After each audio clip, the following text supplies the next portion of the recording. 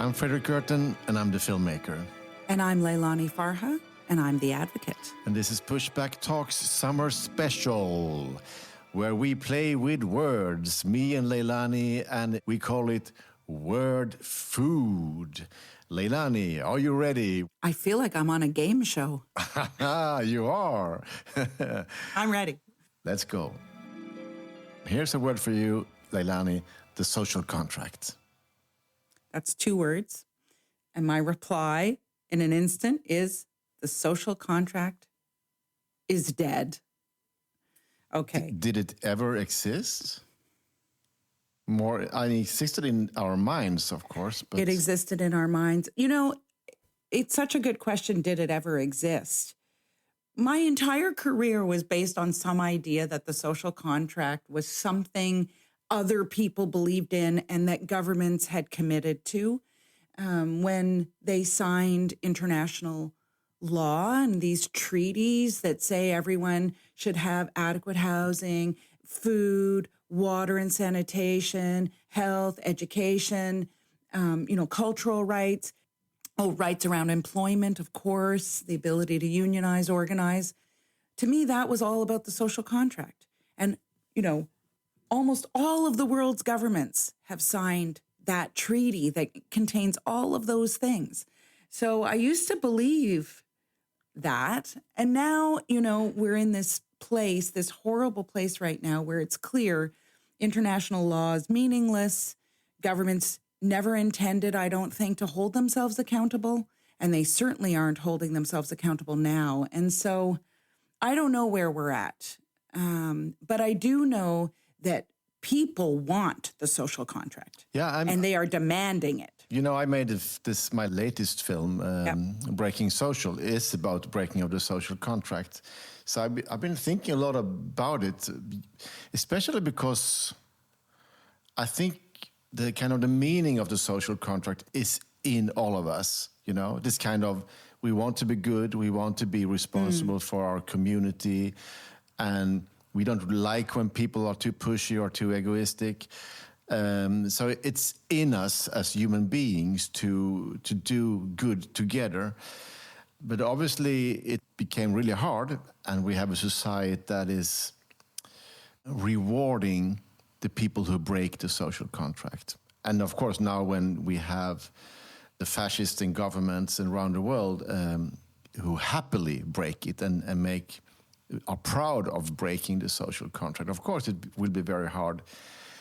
But I still think that a part of our resistance need to be to stand by values. Mm-hmm. I think our values are part of our defense.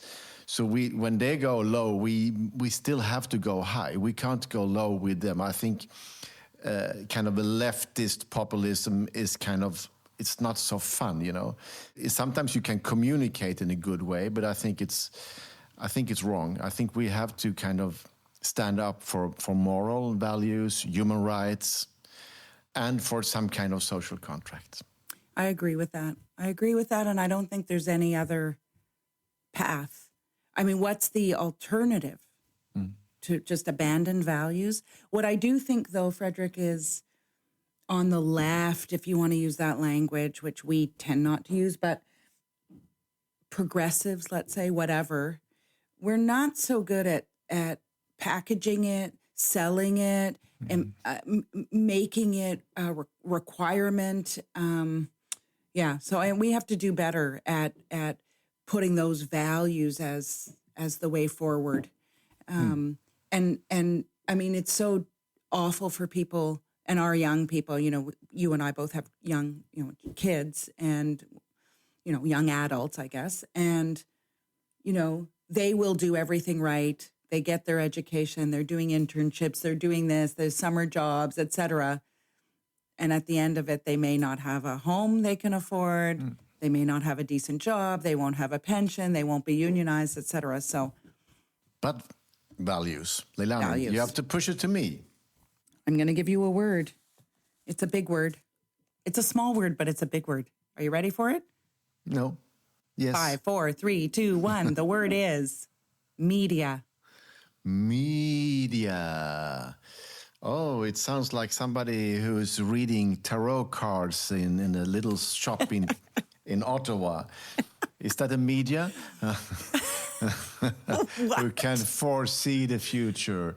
Your card looks like you might be getting laid tonight, or I don't know. Media. Oh, you mean you're talking about mass media? You're talking about Possibly. journalists and stuff. Oh, yeah.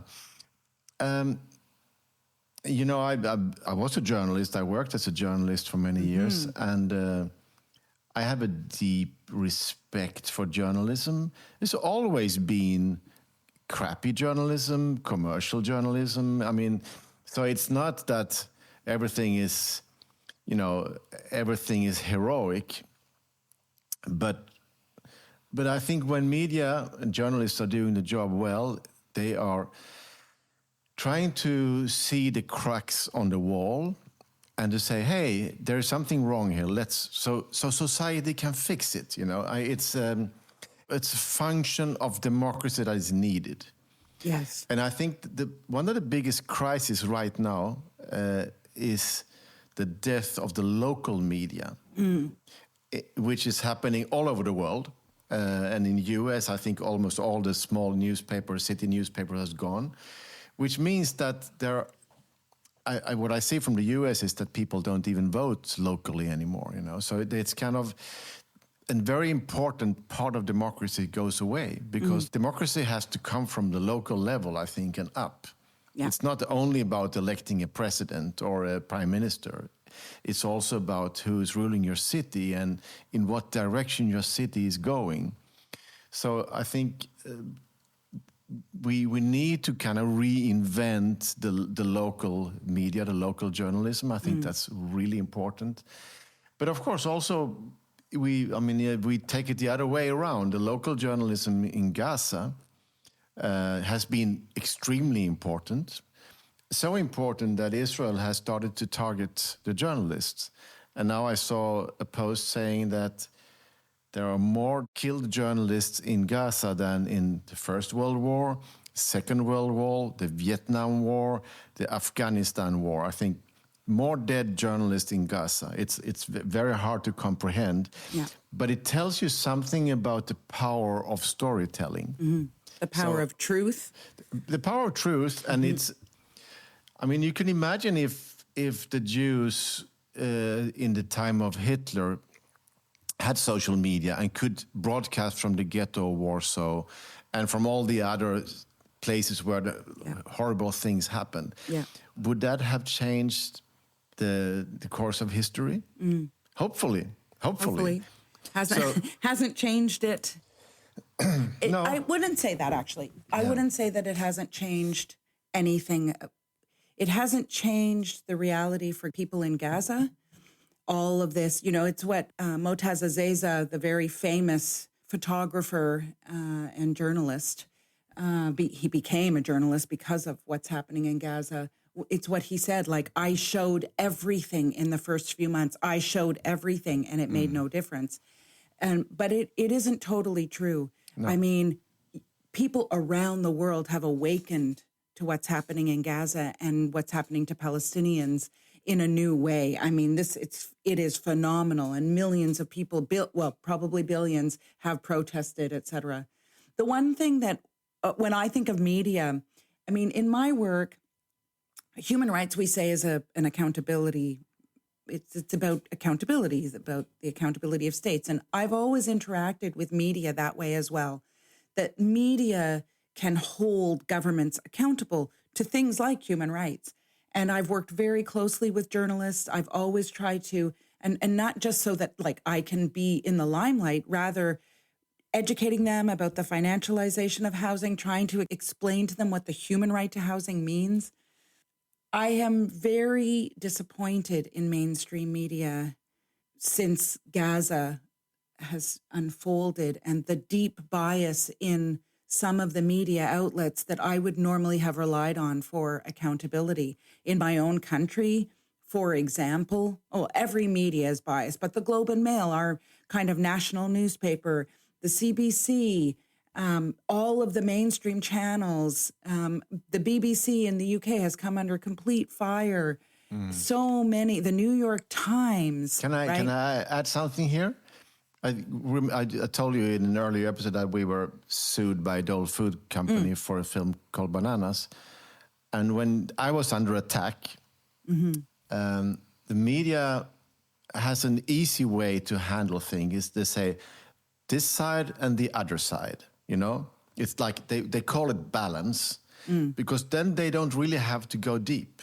Yeah. They can stay on the surface and they can say, okay, the authorities in Gaza said 100 kids killed, and then Israel says there was a Hamas fighter in the crowd, or we will investigate, whatever. You know, it's a very easy way of just balancing. And you know, when I was sued, it was a small company in Sweden against the biggest fruit company in the world. It's not an even, says Fredrik, says Dole. Yeah. But that's how it was treated.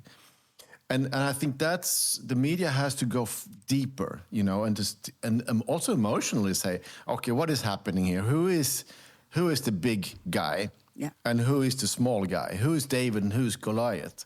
And I think the laziness of many journalists, and of course, also in a time of political messaging, of talking points, it's very easy to get lost because the talking points sent out are done by really smart people.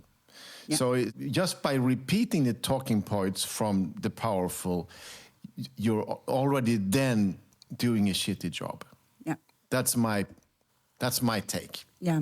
Journalists are also very poorly paid. So that contributes to that kind of what we might call laziness. And a lot of journalists are told what they can and cannot say by the powers that be, especially in the big mainstream media. Yeah, that's how it is. But we love journalists, and keep it up, colleagues and friends, and support good journalists and give them love, because they also need it. And we need the truth. We need the truth. So if you like our podcast, you have to let us know. Please send us comments, rate us. I think that helps promote the podcast. Tell your friends about us. We need more listeners, and we need a little bit of love too. Love can come in the form of money. If you want to give us a little money every month, you can go to patreon.com, look for Pushback Talks. Every euro, every pound, every dollar buys Fredrik a cortado. No, it helps us produce the podcast. Otherwise, we do it for free. See you next week. More words in our word food. Word food. Bye, Fredrik. Bye, Leilani. Pushback Talks is produced by WG Film. To support the podcast, become a patron by going to patreon.com/pushbacktalks. Follow us on social media at make_the_shift and push_the_film. Or check out our websites, maketheshift.org, pushthefilm.com, or breakingsocialfilm.com.